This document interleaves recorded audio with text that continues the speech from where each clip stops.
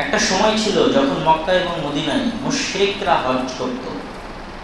রাসূল সাল্লাল্লাহু আলাইহি ওয়াসাল্লামের আগে থেকেই হজ ছিল। আজকের আলোচনায় মনে হয় শুনেছেন, রাসূল সাল্লাল্লাহু আলাইহি ওয়াসাল্লামের আগে থেকেই হজ ছিল। জমজমের পানি রাসূল সাল্লাল্লাহু আলাইহি ওয়াসাল্লামের বংশধররা হাজীদেরকে খাওয়াতো। কাবা ঘরের দেখাশোনা রাসূলের বংশধরেরা করত। আব্দুল মুত্তালিব, এই যে আজকে মাগরিবের সালাতে যে সূরা তেলাওয়াত করলাম, আসহাবুল ফিল, আলাম তারা কাইফা ফাআলা রাব্বুকা বিআসহাবিল ফিল, আপনি কি দেখেননি আপনার প্রতিপালক হাতির সৈন্যবাহিনীর সাথে কি করেছে?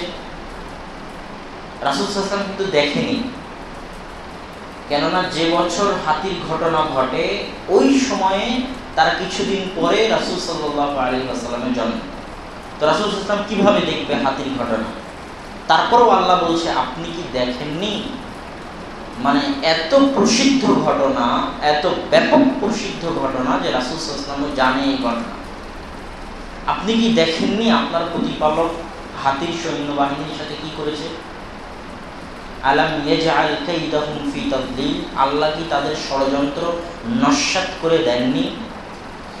ওয়া আরসালা আলাইহিম তায়রান আবাবিল, এবং তাদের উপর প্রেরণ করেছিলেন আবাবিল পাখি, তারমিহিম বিহিজারাতিন মিন সিজিল, যে আবাবিল পাখি তাদের উপর পাথরের বৃষ্টি বর্ষণ করেছিল। ফাজআলাহুম কাআসফিন মাকুল, এই পাথরের বৃষ্টি বর্ষণের কারণে এই বিরাট সৈন্যবাহিনীর অবস্থা এমন হয়েছিল, যখন উট, গরু, ছাগল খাবার গ্রহণের পর পেটের ভিতর থেকে খাবার নিয়ে এসে জাবর কাটে, ওই জাবর কাটা ঘাসগুলো, ওই জাবর কাটা আউল পোয়ালগুলো যেরকম ধুলায় কাটা কাটা ছিন্ন বিচ্ছিন্ন হয়ে যায়, দেখেছেন কি? জাবর কাটা খাবার গ্রহণের পর পেটের ভিতর থেকে খাবার বের করে নিয়ে এসে উট, গরু জাবর কাটে, বড় বড় ঘাসগুলোকে তুষ বানিয়ে দিয়েছে চাবিয়ে চাবিয়ে।